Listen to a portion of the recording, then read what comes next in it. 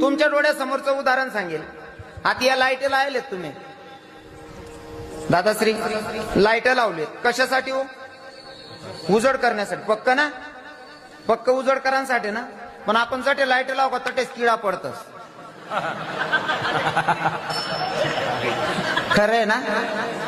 हा, तुम्ही जटे चांगलं करायला जाता तटेच किडा पडतस. पण एक गोष्ट कायम ध्यानमा ठेवा, लाईट लावानंतर किडा पडतस, पण एक तरी लाईट असा था काळा किडाचले बँड बंद पडी घ्या गो. अजिबात नाही. कारण त्या लाईटले माहिती आहे, लाईटले माहिती आहे या किडा कितला का गर्द्या करत नाही. या पायटे मर जातील मस्त काय आखो चालू नसे मनीषीन किडाच नाही बरं ध्यान देऊ नये तुमले लाईट जर बंद होईन ते. बरोबर आहे ना? जीवनात सक्सेस व्हायचं असेल ना तर भैया नावं ठेवणाऱ्यांच्या नादी लागू नका. परमार्थ करा अंतकरणापासून. हा, वेडी भक्ती करायची. लोक तुम्हाला बघून हसले पाहिजे, टिंगल केली पाहिजे, एवढी वेडी भक्ती करायची.